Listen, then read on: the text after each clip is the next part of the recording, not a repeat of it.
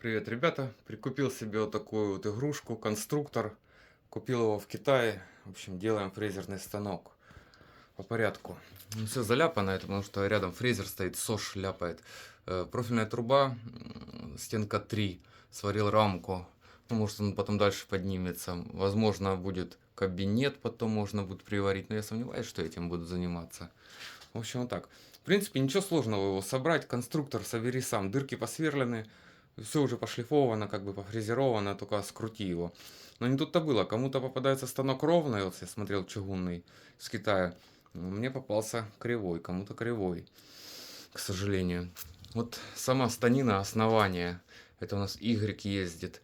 3,5 кривизна. Приходилось ставить мост. Ставил мост вместо винта и по мостику каретку цеплял, индикатором катал туда-сюда. А потом 3 ночи подряд вот это все шабрил под них. Шабрил. Ну, скажу так честно, в идеале не вышабрил. Прям идеально, ну, сколько сил хватило, потому что это такая мучительная эпопея. По порталу самому. Сам портал, вот такие вот 2 ноги чугунных, мощных, монолитных. В общем, здесь 0,07, почти десятка кривизна была. Z и в идеале 0 прям, в идеале. Вот, что еще сказать-то? Так как я буду ставить, вот такие вот двойные гайки, 2 гайки, ну, с преднатягом гаечка идет. Вот такие вот гайки. Это сборка оси Z. Поэтому пришлось, видите, кронштейник чуть-чуть дальше, такой кубик прикрутить. Вот они, родные отверстия, куда должна была опора винта становиться. Вот это, сюда. Но так как у меня гайка двойная, нужен чуть-чуть ход хоть как-то. Станина, то есть стол 400 на 500 поле обработки. 400 на 500. Стол фрезерный, сам стол чугунина тоже косая, вся косо пофрезерованная. Мы потом, когда его соберем, сам станок, будем...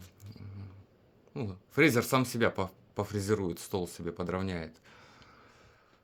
Так, что еще сказать? То есть пришлось такое вот прикручивать, немножко подальше отсунуть. Ну и то же самое здесь, вот родные крепления для кронштейна пришлось чуть-чуть сместить, тоже сюда вот кубик прикрутить. По моторам обычные шаговики взял, это я леплю гармошку. Хочу гармошку сделать, чтобы прикрывала. По шаговикам я не заморачивался, взял обычные, правда вверх ногами получается, обычные шаговики. Единственное, что у них в хвостовике энкодер стоит, который пасет. Не хочу серву брать, понимаю, что машинин хорошо, но мне цель собрать очень быстро его за 2 недели и минимум бабла вложить в него, как бы вот так вот. Сама чугунная станина чистого чугуна 210 килограмм по весу. Что еще сказать-то? Ну, как бы и все. Сейчас я его быстренько соберу, накидаю. То есть все посверлено, все готово. Единственное, просто собери сам такой конструктор. И шпиндель будет у меня, посмотрите, довольно-таки интересный. Так, теперь делаю для шпинделя хомут. Значит, зажал так 2 листа и растачиваю отверстие. В общем, надо дырку расколупать довольно-таки большую, 90 миллиметров. У меня такие бурштанки с шагом 4 миллиметра есть. Я ими растачиваю. В общем, ладно, ковыряем. Все, 2 листа расточены соосно вместе. И пока они в паре, я их сейчас торцану площадки, отторцую обе. Такой длинной фрезой. Так, ну теперь по шпинделю. Смотрите, нижний хомут, который сделал. Крепление шпинделя идет фланцевое. Не такое, как ну, вот здесь вот привычно, да? На обжим идет. А на фланец. Сейчас его примеряем.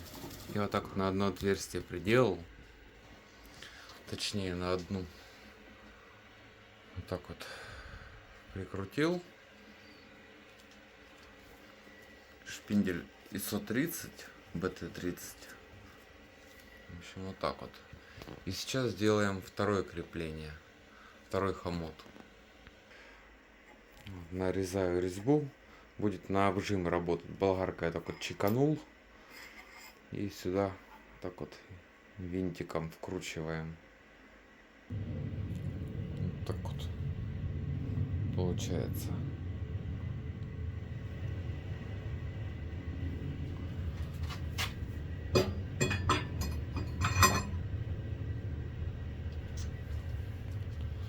Вот так вот будет плита. И сюда электромотор будет и ремнем передавать вращение на шпиндель.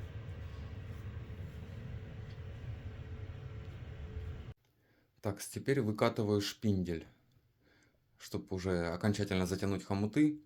В общем, как это сделать? Смотрите, на стол положил мост.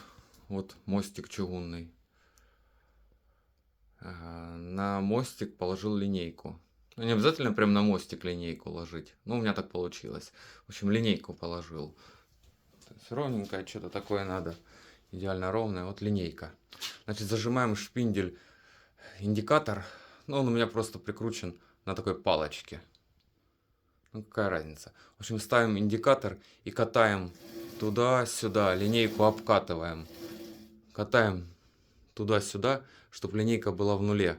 Если где-то там выше, ниже, короче, просто фольгу подкладываем что-нибудь там повыше. В общем, катаем ее в идеале. Так, есть такое дело.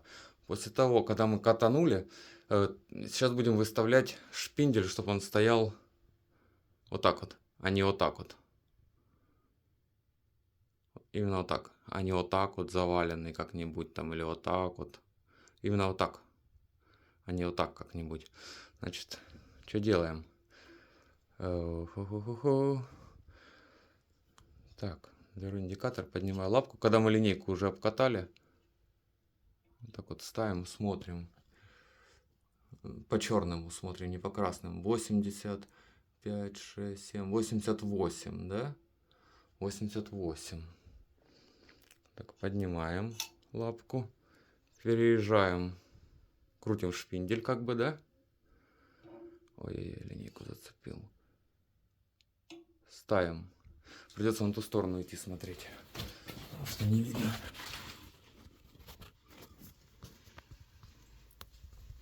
Ну, короче, 88. Почти. Кстати, сзади прикрутил вот эту вот качалку под масло. Кабелеукладчик уже бросил. 88. Все, отлично. То есть теперь, получается, у нас шпиндель стоит вот так вот. Теперь его надо поставить, чтобы шпиндель стоял в этой плоскости. Для этого катаем мостик индикатором, часиками. Катаем мостик. И то же самое делаем. Тут касаемся, переворачиваем, потом тут касаемся. Должно быть одинаково. Едем дальше. День номер 8 или 7, я уже сбился с счету. В общем, днем в момент безделья не получается ничего делать, поэтому приходится, сил уже не хватает, или вечером, или ночью, в общем, им заниматься. Значит, что было сделано? Сюда сзади насосик сделал такую вот ерундовину. Это подмасляный туман будет. Повесил трубки. Трубки, скажу сразу, ерунда. Вот эти форсунки что-то мне вообще не нравятся. Они ссут как... В общем, как надо будет форсунки переделывать, заужать. Теперь по шпинделю. Значит, раз хомут, два хомут. Между собой я их стянул листом, просто листом металла. Жесткость придает. Плюс я сюда замагничиваю часто индикатор или еще что-нибудь. То есть, ну, мне надо площадочка. Плюс сюда хочу еще эрозию замагничивать, электрод, чтобы дырки полить. В общем, нужна мне такая площадочка. Ну и она жесткость добавляет. Так, теперь чем дальше финиш, тем больше проблем. С пневмоцилиндром проблемы. По мотору сначала. Значит, электродвигатель. Мотор стоит. Ремень. Правда, я его еще не натянул. Ну ладно. Ремень длиной 440 поставил. Прям угадал. 5М.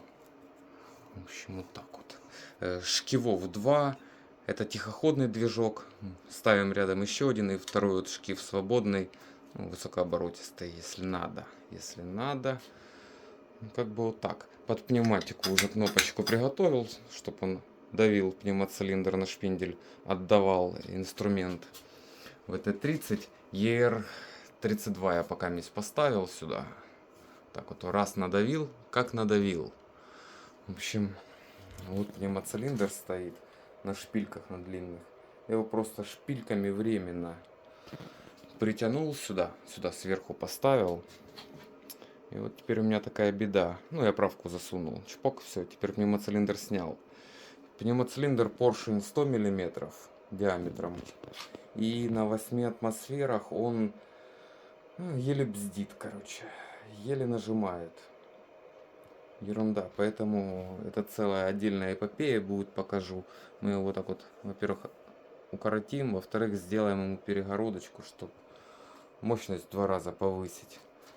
Задумка какая? Шпильками. Вот сейчас буду целиться, показывать. Я хотел раз, но здесь пришлось обрезать, но ничего. Раз, два, три, 4. Вот отверстие. И вот засада. Я хотел насквозь этот хомут пройти. Тихо, не падай. Этот хомут пройти насквозь. И к вот этому хомуту притянуться шпильками. Здесь шпилька, гайка, гайка, гайка. И потом пневмоцилиндр. То есть еще вот этих 2 хомута между собой шпильками стянуть, чтобы жесткости добавить. И чтобы когда пневмоцилиндр нажимает, он же тянет шпильки вверх, чтобы от этого, от фланцевого хомута. Но тут я не просчитал этот момент. Тут попадаю, раз, два. Третье, вообще не попадаю ремень. Четвертое, ну практически попадаю. Там еще можно чуть подыграть слегка. В общем, я не знаю, на 3 как-то. Или тогда придется к этому хомуту просто шпилькой крутиться снизу гайкой. В общем, вот так вот лоханулся я. Так, масло сыт хорошо, прям аж течет, аж капает. В общем, всю ночь оно ляпало, еле его вытер. Как бы вот так вот, все. По шпинделю же давайте продолжу. Продолжу по шпинделю. В общем, сейчас включу его, покажу. В общем, у двигателя момент обалденный. Вот ремень крутится. Не натянул, конечно, его сильно. На двигателе виляет шкивок. Вот это мне не нравится, конечно. Надо что-то думать. Почему шкив, он алюминиевый, виляет. Если здесь чугунина, там алюмяшка. Блин, вот это, конечно, проблема. То есть, чем ближе к финишу, тем больше проблем. Движок. Очень хорошая тяга у него. Увеличиваю, уменьшаю обороты. Но даже если вот так вот медленно крутиться, его, вон и варежку, чтобы не намотала меня сейчас. У него дури. Варежки протер. А я аж печет пальцы. В общем, его остановить даже на низких, в общем, поверьте мне, на малых оборотах, ну, блин, практически невозможно. Он прет до победного, пока не сгорит, пока с него дым не попрет. Как бы движок не греется, вентилятор стоит, ну, как у асинхронника. Вот, но я сюда потом повешу радиаторы к нему и вентиляторы дополнительно сделаю обдув, потому что летом будет жара, работать кондиционера нету. Провод 12 вольт вывел уже заранее, подключу, пусть будет, оно лишним не будет. Сделаю сюда охлаждение воздушное.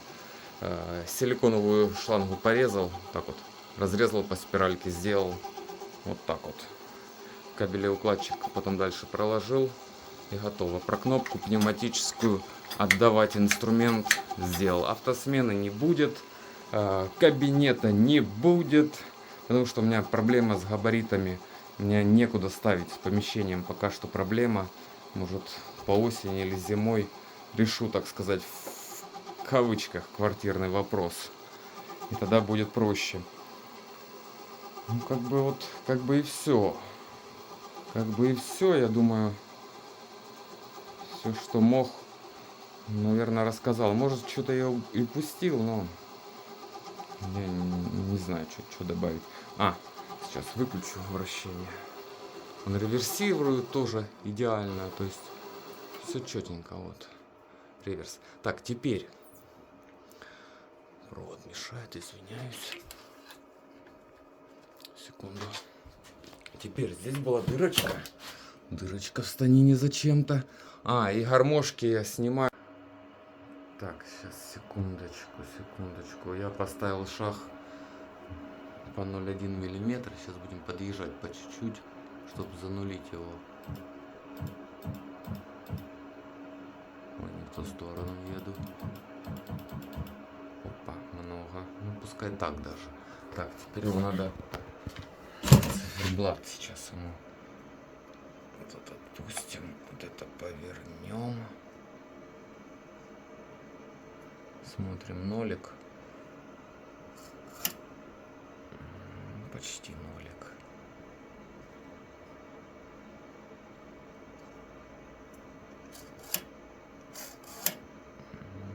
Нолик, да? Так, теперь в программе. По программе потом позже расскажу. Значит, станок, калибровка осей. Вот такая вот штуковина у нас выскакивает. Так, это у нас ось X. Ну, давайте проедем перемещение. Так, это у нас же X минус. X минус. Влево едем, да? X минус. Пишу минус. Ну, давайте 20 миллиметров. Минус 20 проехать. Скорость подачи 100.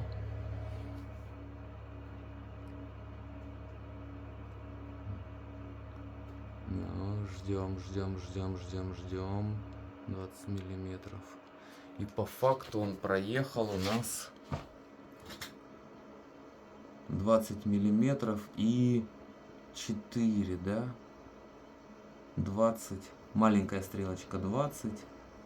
Большая 20,045. Так.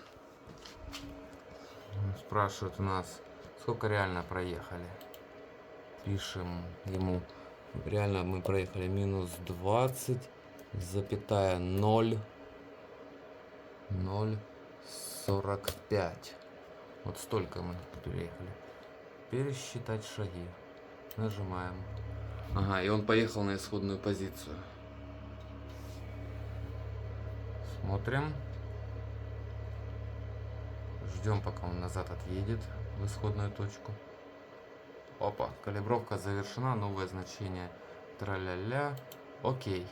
Ну и таким вот образом мы калибруем, ну, все остальные оси. То есть снимаю индикатор, потом его креплю к столу и упираю в ногу и катаю столом туда-сюда. Стол обкатываю. И Z потом надо выставить. Ставлю на стол вот так вверх, лапкой упираю. И то же самое Z катаю. Ну, в принципе-то и все. Вот. Ну а по программе и по электронике, как его собрать, он показывает 500 оборотов шпиндель. Электронику и программу. Вот такая вот программа. Я, наверное, в следующем видео сниму, потому что видео и так длинное, нудное.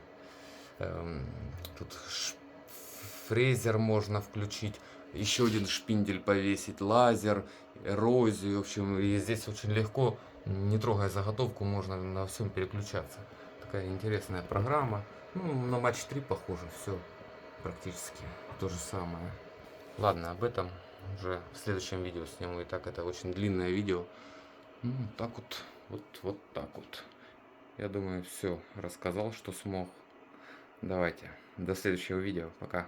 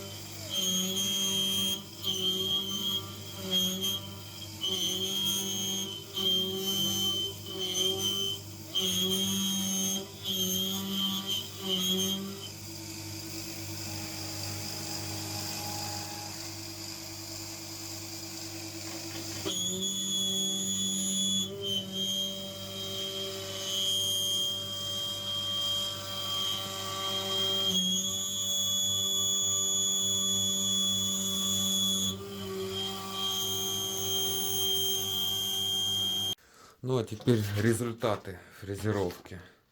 Значит, тут я распечатал размеры. Тестовые детальки меряем. Значит, здесь должно быть 40. Шестигранник именно этот.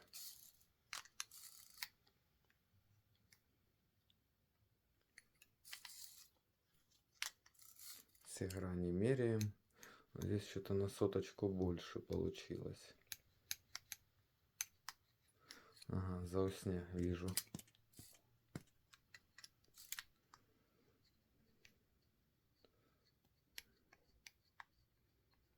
Отлично. Теперь круг идет у нас. Вот. Кружок в нуле. А теперь в этой плоскости его же. Овал у нас или круг. 0. Отлично. И вот так вот еще он торцевал, проходил.